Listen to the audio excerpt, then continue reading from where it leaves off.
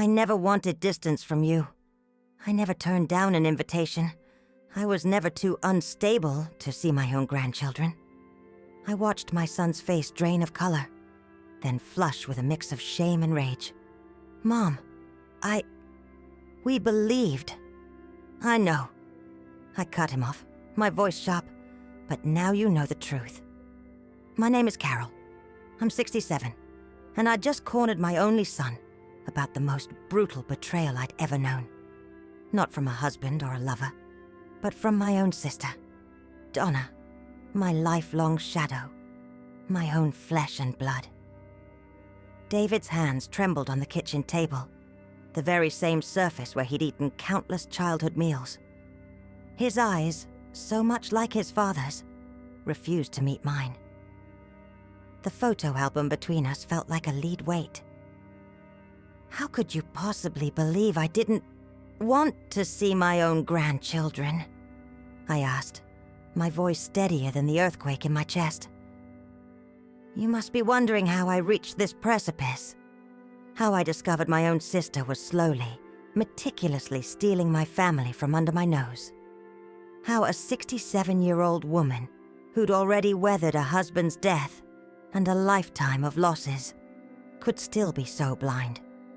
It began subtly, months ago, though the threads of deceit stretched back much further, if only I'd been willing to unravel them. After Richard passed 3 years ago, the silence in the house became a physical ache. 42 years of marriage, extinguished by a sudden heart attack on a quiet Sunday afternoon. He was in the backyard, tending his beloved roses when he simply fell. By the time I arrived with the glass of water he'd asked for, it was already too late. The first few months blurred into a haze of grief. Donna emerged like a beacon. My younger sister, only 2 years my junior, unmarried, childless, with all the time in the world to offer solace. She'd come daily, throwing open the blinds, coaxing food into me. You have to take care of yourself, Carol, she'd murmur, brushing my graying hair as if I were a fragile child. Richard wouldn't want to see you like this. And I believed her. Of course, I did. She was my sister, my anchor. David and Sarah, my son and daughter-in-law, would bring the kids every Sunday then. Ethan, 7, and Olivia, 5, filled the house with a joyful clamor I desperately needed. They'd chase each other through the backyard where their grandpa once grew his roses. And for those fleeting hours, I could smile again. Grandma, tell us that story about Grandpa fishing again? Ethan would beg, snuggled beside me on the sofa. Grandma, can you make that chocolate cake only you know how to make? Olivia would plead, her deep brown eyes mirroring my own. These moments were my lifeline. They were the reason I found the strength to swing my legs out of bed each morning. It was Donna, too, who suggested therapy. You need to process this grief, sis, she'd said, casually flipping through a magazine in my living room. I know a wonderful therapist. I'll make the appointment for you. Dr. Eleanor became my quiet confidant. Once a week, I'd unburden myself. The gaping void Richard left, my fear of becoming a burden to David, the loneliness that sometimes threatened to suffocate me, even with constant visits. You have an enviable support system, Dr. Eleanor remarked once. Your sister seems very devoted. Donna's my angel, I'd replied with conviction, utterly blind. I don't know what I'd do without her.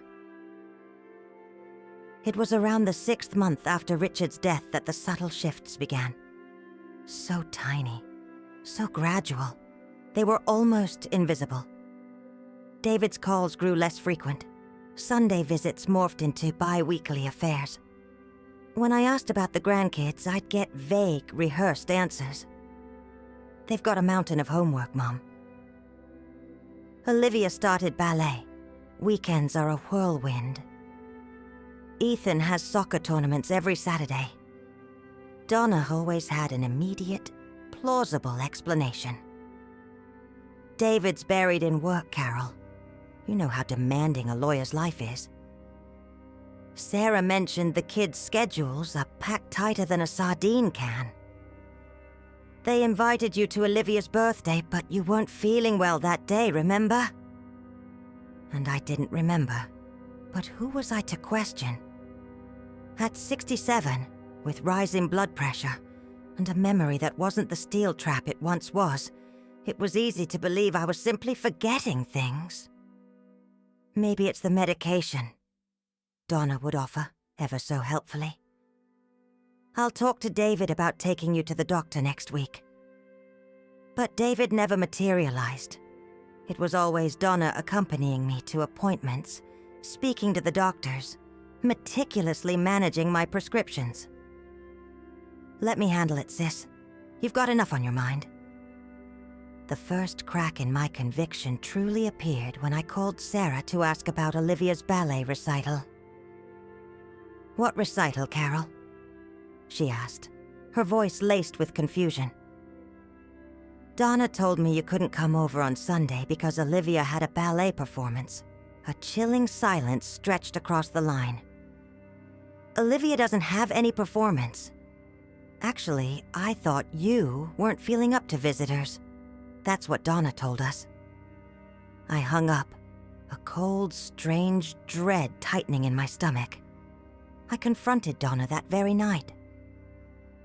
"There must have been some misunderstanding," she replied, refusing to meet my gaze, fiddling with the casserole she'd brought. "Sarah must have forgotten to tell you about the recital. Or maybe I misunderstood." I swallowed the explanation, but something inside me had irrevocably fractured. I began to watch. I noticed how Donna always picked up the phone when it rang at my house. How she'd insist on replying to my messages for me. How she always had a ready excuse for me not to visit David's house. "It's too chilly for you to go out, Carol. You don't look well today. Better rest." I already told them you wouldn't be able to make it. Then came that fateful Thursday. I'd left my cell phone at Donna's the day before. She lived just 3 blocks away, so I decided to walk. My doctor, bless his heart, always said I needed more exercise. Her front door was ajar, which struck me as odd. Donna was meticulous about security. I stepped inside, calling her name, but froze when I heard voices from the kitchen. Sarah's laugh was unmistakable. "Carol doesn't suspect anything, does she?" my daughter-in-law asked, her voice light, almost gleeful. I stood paralyzed in the hallway, my heart hammering against my ribs. "Of course not," Donna replied, her voice laced with a chilling confidence. "She believes everything I tell her. Always has. But don't you feel bad? I mean, she's your sister." Sarah pressed, a hint of unease in her tone. Donna's answer dripped with a venom I never imagined she possessed. "Carol always had everything. The perfect husband, the devoted son, the beautiful house. Now it's my turn for a little attention. The grandkids like me more than her. You said so yourself."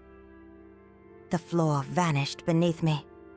A buzzing filled my ears, drowning out the rest of their treacherous conversation. I retreated silently, backing away from the door and slipping out unnoticed, my forgotten phone still on Donna's table.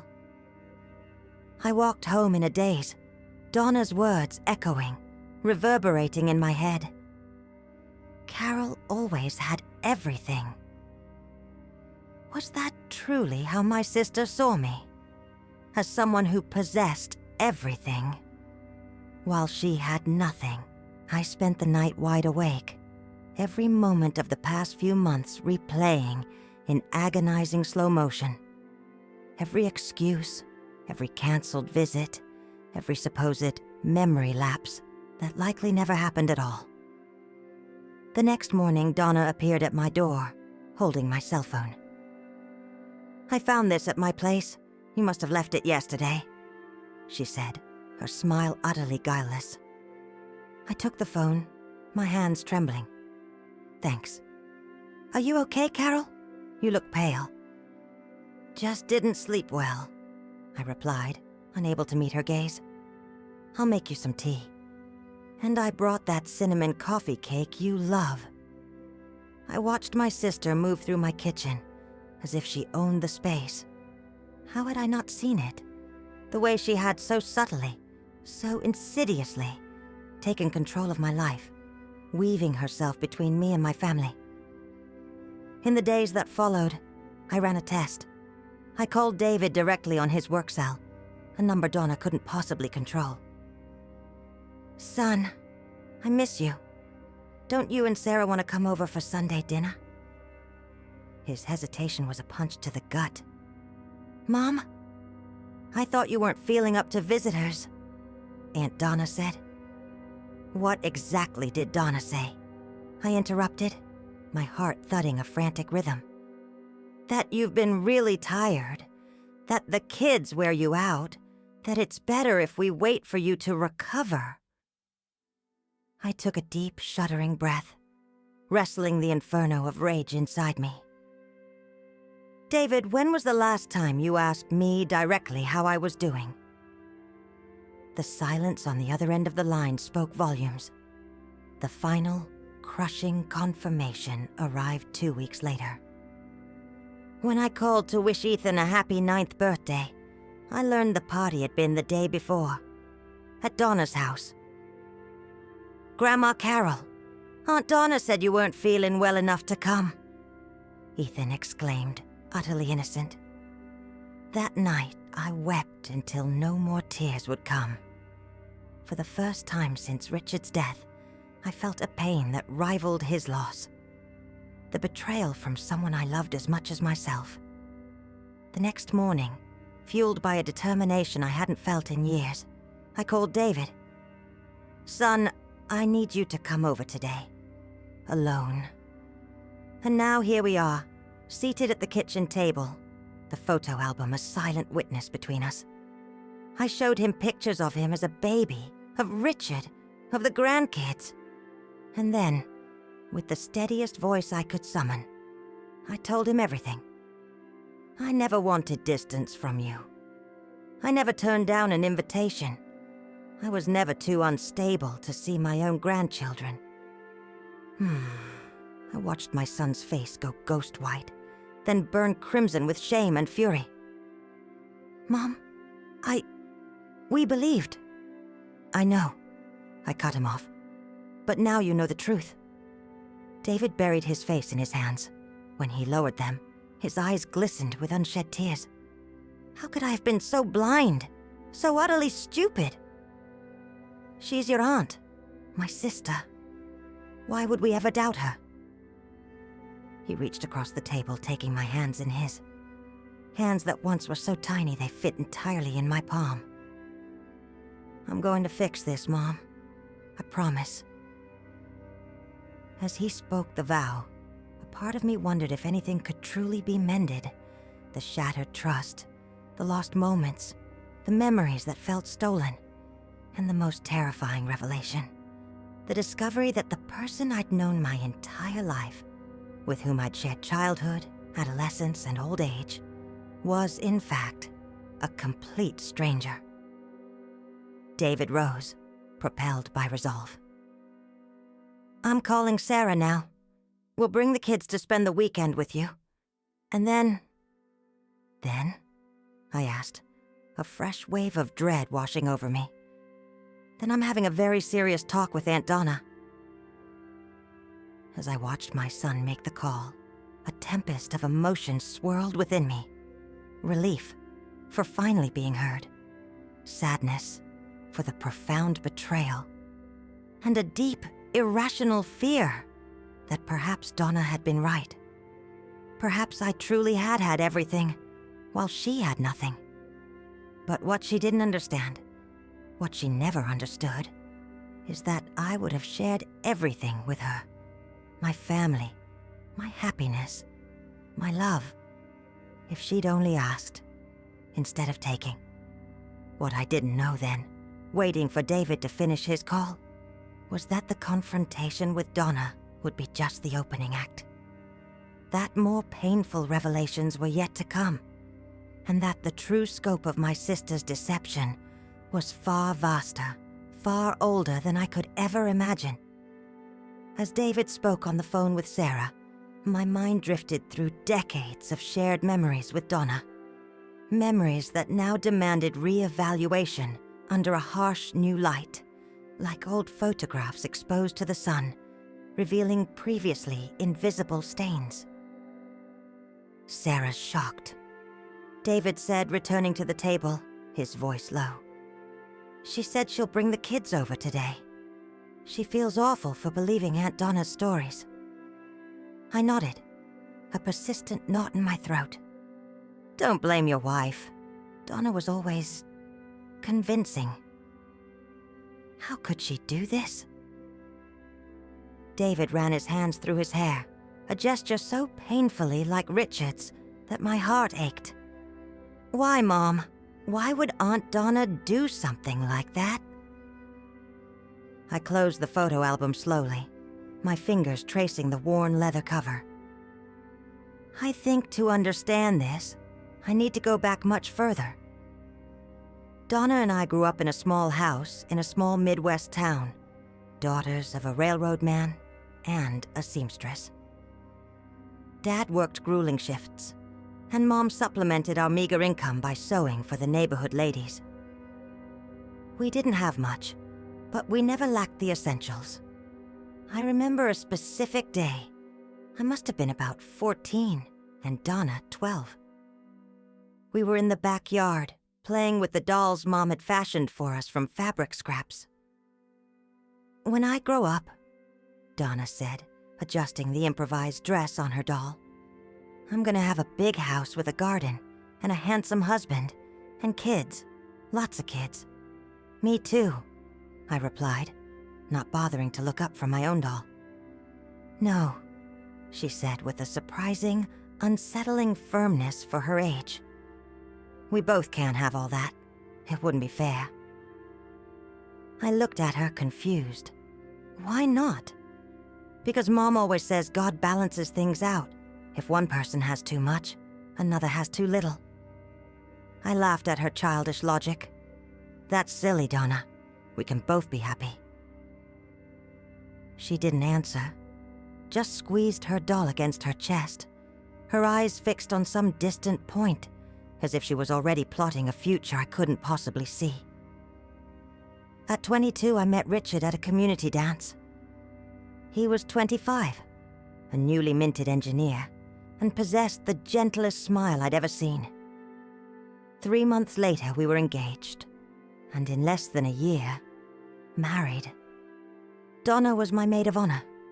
I remember her helping me adjust my veil before the ceremony, her fingers trembling ever so slightly. You look beautiful, Carol, she said, her eyes gleaming in a way I mistook for emotion. Richard's a lucky man. Thanks, sis. Soon it'll be your turn. She smiled, but there was an odd, almost strained quality to it. Maybe. At the reception while dancing with Richard, I saw Donna chatting animatedly with him. They shared a laugh I couldn't quite catch, and for a fleeting moment, I saw my sister touch his arm in a way that seemed too intimate.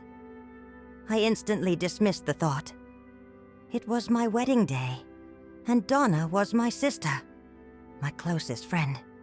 How utterly foolish I was. David arrived a year later, and our happiness seemed complete. Richard earned a promotion, we bought the house I still live in, and I left my secretarial job to devote myself to our home and our son. Donna visited frequently. She always brought presents for David, always offered to babysit him when we needed a night out. You're so lucky, Carol, she'd say, as she cradled my son. A perfect family. I'd agree, genuinely grateful for such a present sister. I didn't notice the subtle tone of envy in her voice, the way her eyes followed Richard as he moved through the house. When David was 3, Donna appeared at our door on a rainy night, her face streaked with tears. "I broke up with Mark," she sobbed, referring to the boyfriend she'd been with for almost 2 years. He said he's not ready for marriage. I hugged her tight, feeling her small body tremble against mine. "Oh, Donna, I'm so sorry. Stay here tonight. Things will feel better in the morning." She stayed. One night stretched into a week, then into a month. Richard was patient at first, but slowly began to show his discomfort with my sister's prolonged presence. "Carol," he told me one night, as we were getting ready for bed, "don't you think it's time Donna found her own place? She has a stable job, she can support herself." "She's going through a hard time, Richard. We need to support her." "I understand, but..." He hesitated, a shadow crossing his face. "There's something about how she acts when you're not around that bothers me." "What do you mean?" He sighed, running a hand through his hair. "Never mind. I just think she needs to move on with her life, and we with ours." I defended my sister vehemently, accusing Richard of being insensitive. We had our first real fight because of it. The very next day, Donna announced she'd found an apartment to rent. "I don't want to cause problems between you two," she said, casting a wounded glance at Richard. I felt torn between my husband and my sister, completely unaware I was being meticulously manipulated. The years flowed on. Donna never married, never had children. She built a solid career as a public servant, traveled on her vacations, cultivated her own circle of friends. She seemed content with her choices, and I was genuinely happy for her. When David met Sarah in college, Donna was the first to approve their relationship. "She's perfect for him," she declared after their first family dinner. "She's got her head on straight. She's well-mannered. You guys are lucky." Again, I failed to notice the possessive undercurrent. "You guys are lucky." As if David belonged to her too. At their wedding, Donna wept as freely as I did. "It's like seeing my own son get married," she commented to the guests. At the time, I found the remark touching. Now I see the insidious appropriation already taking root. When Ethan was born, Donna was at the hospital before Richard and I even arrived. She'd already bought presents, already offered to help during the first few days. "I'll be the best great-aunt this boy could have," she declared, holding the baby with a proprietary air that, in hindsight, should have screamed a warning. With Olivia 2 years later, the pattern repeated. Donna was always there, always available, always subtly inserting herself into the very heart of the family I had built. "Mom?" David's voice pulled me back to the present. "Where were you?" I blinked, realizing I'd been lost in the labyrinth of memory. Revisiting the past, trying to figure out when it all began. "And did you?" I shook my head slowly. "I think it started long before we imagined. Maybe it was always lurking there, beneath the surface." The doorbell chimed, interrupting our heavy conversation. David rose swiftly. "Must be Sarah with the kids." Moments later, the living room erupted with the joyous cacophony only children can create. Ethan ran to me, flinging himself into my arms with an abandon that made me realize just how much precious time had been stolen. "Grandma, I missed you so much." Olivia, more reserved at 7, approached slower, but her hug was equally tight. "Grandma Carol, why didn't you visit us for so long?" I swallowed hard, exchanging a pained glance with David and Sarah. There was a misunderstanding, sweetie, but it's all okay now. Sarah approached, her eyes red-rimmed from crying. Carol, I don't even know how to apologize. We truly believed that. I raised a hand, stopping her. It's not the time for apologies. Let's just bask in this moment.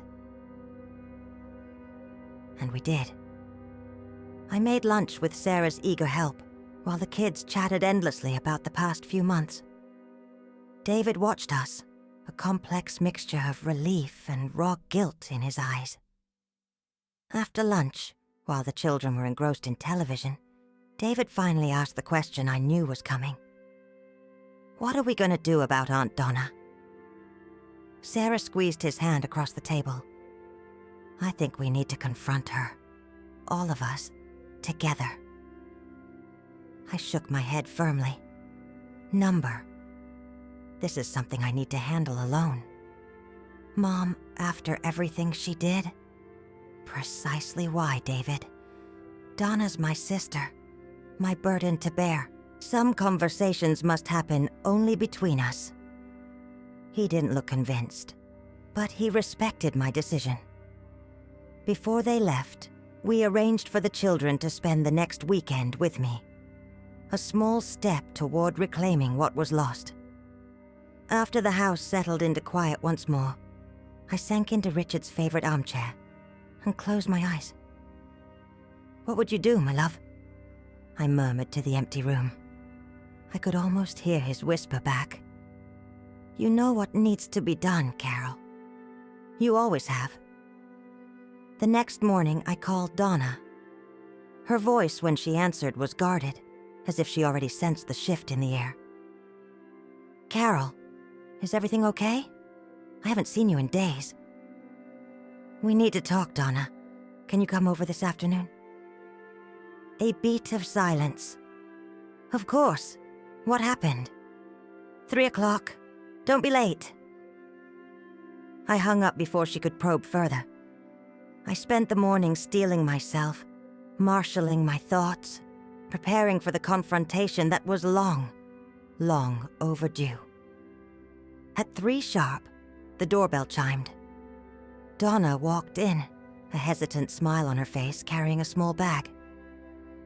I brought those cinnamon cookies you love, she said, extending the bag like a peace offering. I didn't take them. Sit down, Donna. She obeyed, her smile faltering. You're scaring me, Carol. What's going on? I sat directly opposite her, my hands clasped tightly in my lap to hide their tremor.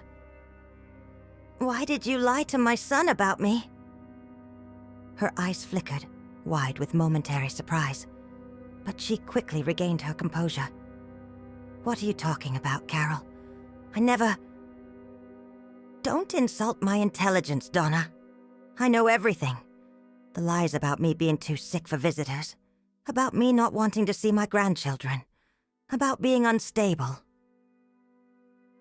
Donna's face paled, but she still tried to bluff her way out. You're confused, Carol. I simply misunderstood. I heard you, Donna, in your kitchen, talking to Sarah. Carol's always had everything. Now it's my turn. Remember that? The silence that followed was deafening. Donna sat like a statue, only her eyes darting nervously. Why? I insisted, my voice trembling with contained fury. Why would you do this to me, after everything we've been through? She looked away, fixing her gaze on a spot on the wall behind me. When she finally spoke, her voice was laced with a raw bitterness that chilled me. You really don't know, do you? Always so blind to everything that wasn't your perfect, happy life. What are you talking about? Donna laughed, a dry, humorless sound that scraped against my nerves. Richard. I'm talking about Richard. A cold shiver snaked down my spine. What about Richard? I loved him first, Carol. Before you. Before that blasted community dance. The floor seemed to drop out from beneath my feet. What? I knew Richard 6 months before you did. We were seeing each other. Nothing serious yet, but there was potential. Then came that dance, and you showed up in that red dress. Her voice fractured. He only had eyes for you after that night. Like I just ceased to exist. I shook my head, disbelief warring with a dawning horror. That can't be true. Richard never mentioned. Of course he didn't.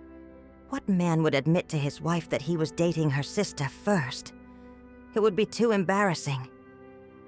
Memories began to rearrange themselves in my mind, pieces clicking into a grotesque mosaic. Donna insisting I go to that dance, even though she knew I hated them. Donna lending me that red dress she'd never worn, pushing me to wear it.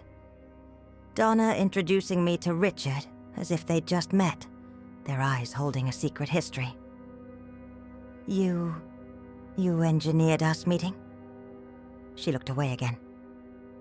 Not exactly. I thought he'd find you uninteresting, that he'd see how different we were and realize I was the right choice all along. But that's not what happened. No, he was enchanted by you. Sweet, gentle Carol, so different from her impulsive younger sister. Her voice dripped with pure resentment. And then you were engaged, and then married, and then came David, and I was left behind, as always, watching. A wave of nausea washed over me, thick and bitter. 45 years.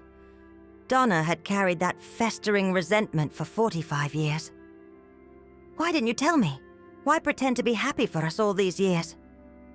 She finally met my gaze, her eyes brimming with unshed tears.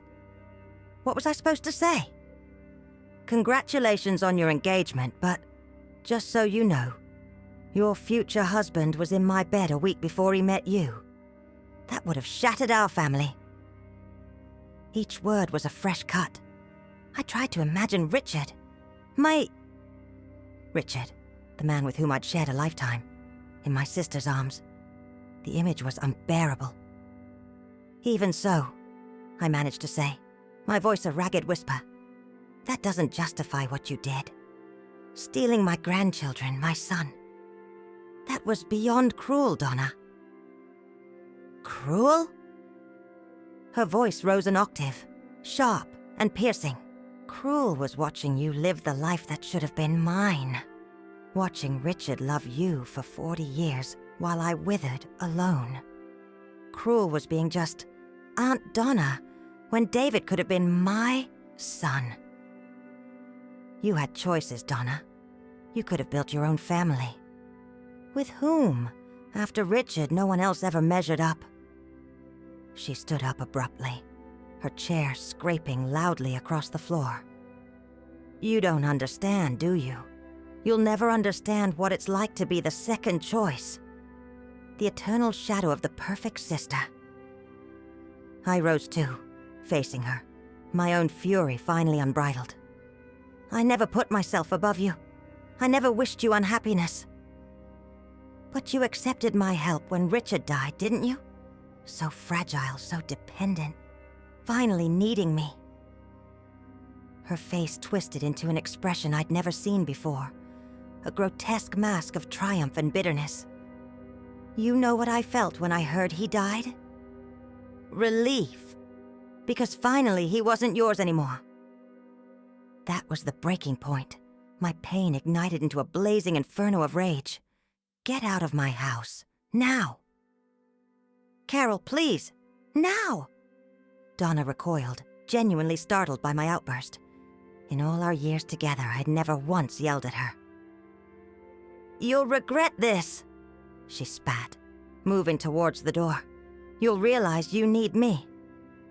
No, Donna. I survived the death of the man I loved for 42 years. I can certainly survive without a sister who never truly loved me. She paused at the threshold, turning one last time. For a fleeting moment, I saw a flicker of the girl who was once my playmate, my confidant, my closest friend. I loved you, Carol. That was always the problem. Loved you too much to hate you completely. And then she was gone, leaving behind only the echoing silence, filled with decades of envy and bitter resentment. That night, sleep was an impossible dream. Donna's revelations had ripped open a wound I hadn't even known existed. Richard and Donna. Donna and Richard. The idea was as absurd as it was agonizing. I rose before dawn and went to what used to be Richard's study. I opened the bottom drawer of his desk, where I kept his personal documents, old letters, cherished keepsakes. At the very back, I found a small box, one I'd never had the courage to open after he died. His memory box, he'd called it. Inside, I found faded photographs, movie stubs from our first dates, the crumpled menu from the restaurant where he proposed, and, tucked carefully between two yellowed envelopes, a handwritten note I'd never seen. Richard, I know you chose her. I accept your decision, even if it breaks my heart. Just promise me you'll never tell Carol about us. It would be too cruel. Always yours, Dee. My fingers trembled, crushing the paper that confirmed everything. It wasn't Donna's twisted fantasy. She and Richard had truly shared something before me. But then, why had he kept this note? Out of regret? Guilt? Or was there something deeper? I continued to search the box, my fingers brushing against a worn, leather-bound book. A diary. I didn't even know Richard kept one. I opened it to a random page, dated a few months before our first daughter was born, the little girl we lost during childbirth, who would have been our only chance for more children after David. Donna visited today. Carol was resting, the doctor having ordered bed rest for these last months of pregnancy. Donna cornered me in the kitchen, whispering that she still thinks of us, of what we could have been. I had to be firm, again. Told her I love Carol, that I always have. That what happened between us was a mistake I profoundly regret. She didn't take it well. I fear what she might do or say. Carol doesn't deserve this kind of pain, especially now. I turned the pages, finding more entries about Donna over the years. Small, persistent attempts at renewed closeness, insidious insinuations, moments of unspoken tension Richard had carried alone, never sharing to protect me. The last mention of her was dated only a month before his death. Donna called today, asking if she could come to dinner. Claimed Carol had invited her, which I know isn't true. These petty deceptions of hers are becoming more frequent. Perhaps it's time to finally talk to Carol about everything. After all these years, perhaps the truth would be less painful than continuing this cat-and-mouse game with Donna. I closed the diary, silent tears tracing paths down my face. Richard never had the chance to tell me. And Donna, seizing his death as her opportunity, finally inserted herself into the life she'd always coveted. The next morning, a new resolve settled in my heart. I called Dr. Eleanor and scheduled an emergency session. I desperately needed professional guidance to navigate this shattered landscape. "I'm so sorry for everything you're enduring, Carol," she said softly after I recounted the crushing events. What Donna did is a profound form of emotional abuse. She exploited your most vulnerable moment, your grief after losing Richard. How could I have been so blind?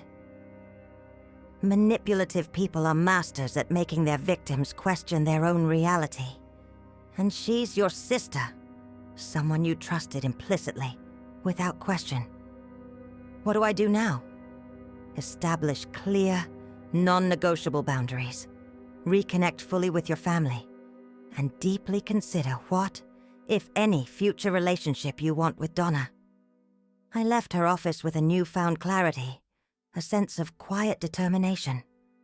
On the way home, I passed a local flower shop and, on an impulse, bought a few small rose bushes. The very same variety Richard had cultivated with such loving care. When I arrived home, I found an envelope tucked into my front door. Inside, a letter from Donna. Carol, perhaps you'll never forgive me, and perhaps I don't deserve forgiveness. But you must understand.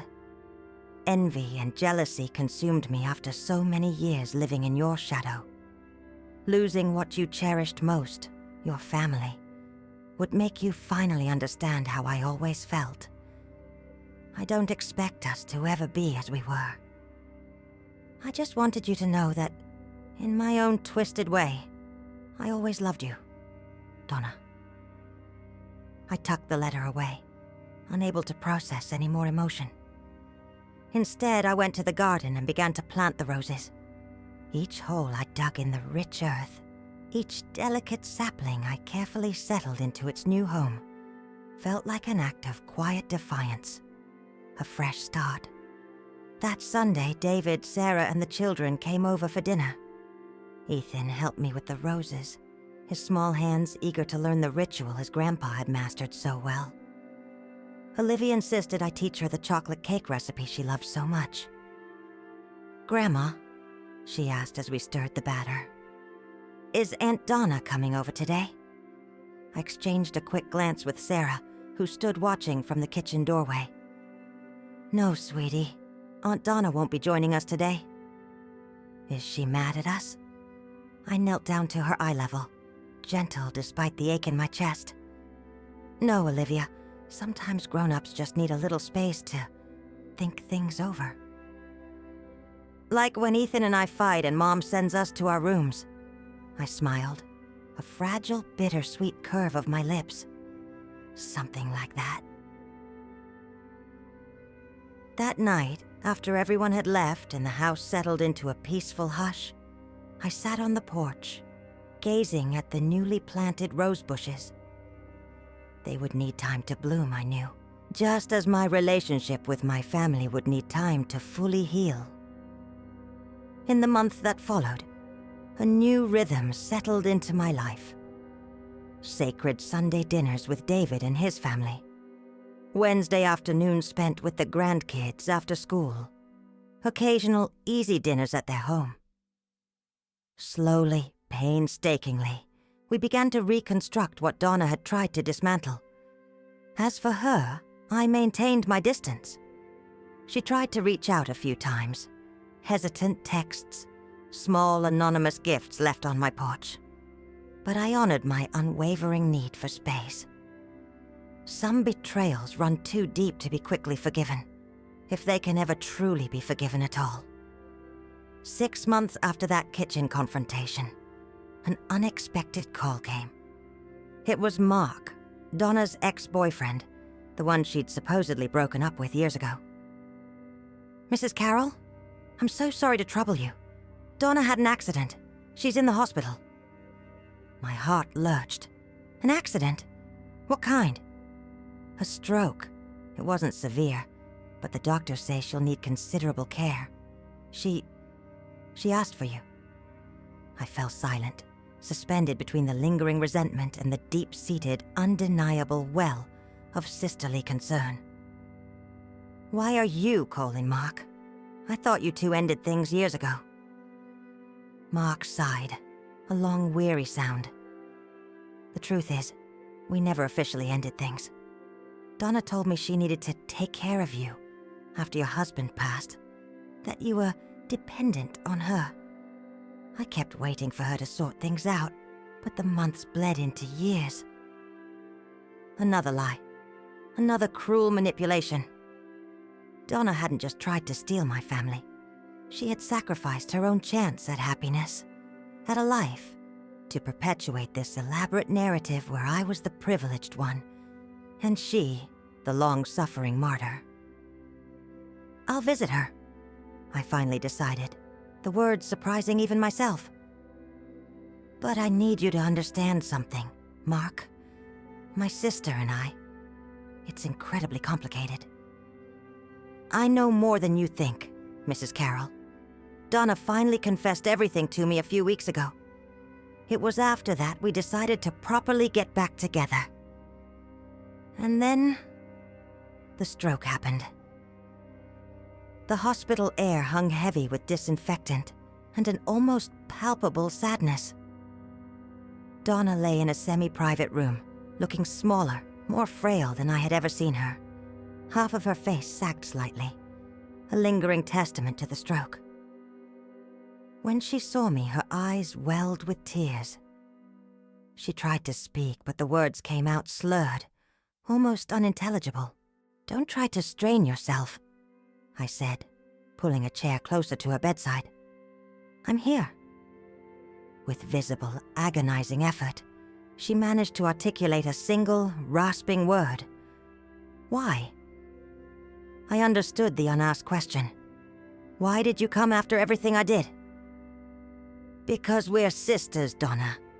For better or worse, that'll never change." A single tear slipped down her partially paralyzed cheek. With difficulty, she raised the hand that still responded well and pointed to the bag beside her bed. I opened it, finding an envelope. Inside, a letter written in Donna's once impeccable hand, now shaky, as if etched with immense pain. "Mark helped me," she explained, her voice slurred, seeing my confusion. I began to read it there, by her hospital bed. "Dear Carol, if you're reading this, it means you came to see me, despite everything. Your kindness has always been your greatest strength and my deepest, most bitter envy. I need to confess something I never had the courage to voice. Richard never loved me. What passed between us was brief and utterly insignificant to him, though it defined my entire life afterward. When he met you, I instantly saw the depth, the unwavering certainty in his eyes that never existed when he looked at me. That conviction of having found his true place in the world. I spent decades convincing myself he'd made the wrong choice, that it should have been me, that you'd stolen my destiny. The truth, which I only now have the courage to fully face, is that Richard always made the only possible choice. He loved you in a way he was never capable of loving me. What I did to you after his death is unforgivable. I leveraged your grief, your raw vulnerability, to finally claim what I always craved, your family, your place in the world. I don't expect forgiveness. I only wanted you to know that I finally understand. The life you had wasn't simply luck or privilege. It was the natural unfolding of the choices you made, the love you poured out, the remarkable person you always were. Your sister, if I can still call myself that, Donna. When I finished reading, silent tears were streaming down my face. I looked at Donna, who watched me with a raw blend of shame and fragile hope. "We need time," I finally said, the words heavy. "So much has been broken between us." She nodded slowly, accepting my truth. "But I'll help with your recovery. Because, despite everything, you are still my sister." In the months that followed, I helped Donna through her physical therapy and slow recovery. It was far from easy. There were days the hurt surged back with overwhelming force. Moments I wanted to walk away and abandon her just as she had tried to abandon me. But then, I'd remember the girl I'd shared my childhood with. The whispered secrets under the bed sheets. The hands held tight during difficult times. Mark remained steadfastly by her side, proving himself a man of surprising character and profound patience. I always knew there was something unresolved inside her, he told me once. Now that she's finally confronting her demons, the Donna I've always loved is slowly, truly emerging. David and Sarah remained cautiously distant, a stance I completely understood. The children, in their pure innocence, were simply happy that, Aunt Donna was sick but getting better. One particularly difficult afternoon, when Donna was grappling with the agonizingly slow pace of her physical therapy, she finally asked the question I knew would come eventually. "Do you forgive me, Carol?" I looked at my sister, now aged not just by the years, but by the crushing weight of her own actions. I considered my answer for a long, quiet moment. "I'm learning to forgive, Donna. Not for your sake, but for mine. Resentment is too heavy a burden for us to carry at our age." She nodded, understanding the unspoken truth. That forgiveness doesn't erase the past, nor does it demand a return to what once was. It simply means choosing not to let the bitterness define the remainder of our lives. Today, 2 years after that shattering confrontation in my kitchen, Donna is almost completely recovered. She and Mark finally married in a simple ceremony last month. I stood by her side as her maid of honor, closing a circle that had begun more than 4 decades ago. Our relationship will never be what it was, or what I thought it was. There are boundaries now, clearly delineated lines. Donna is no longer the person I blindly trust, but she is also no longer a stranger. David and his family remain the unwavering center of my life. Sundays are sacred, visits are frequent, daily calls are a comforting given. Ethan, now 11, is learning to tend the rose bushes I planted, his small hands carefully following my instructions. Olivia, at 9, already masters the chocolate cake recipe better than I do. As for Richard, I hold his memories with a love that not even the painful revelations about his brief involvement with Donna could diminish. He chose me. He built a life with me. He protected me until his last breath, even if it meant shouldering the weight of a painful secret all on his own. Trust, once shattered, truly is like a mirror. It can be mended, but the cracks will always remain visible upon close inspection. Yet I've learned that even a cracked mirror can still reflect the light. It still serves its essential purpose. Donna and I are like that mirror now. Imperfect, scarred by time and mistakes, but still capable of reflecting something of the love we once shared.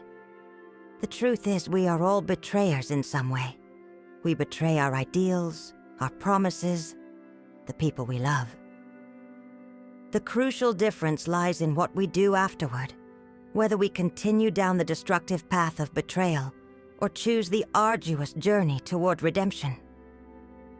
At 67, I've learned that forgiveness isn't a destination, but an ongoing journey. Some days we surge forward, others we stumble back. The important thing is simply to keep walking. And as for the real betrayer in this story, perhaps it isn't just Donna. Perhaps it's envy, that corrosive emotion that transforms love into festering resentment.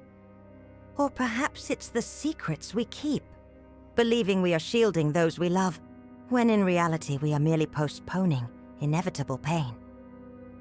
In the end, the only certainty I cling to is this. Even with all the betrayals, the profound losses, and the agonizing discoveries, I still choose to believe in people. I still prefer to risk getting hurt than to live isolated behind impenetrable walls of distrust. Because life, with all its imperfections and betrayals, is still worth living fully, with an open heart, even if that heart carries scars that will never completely fade.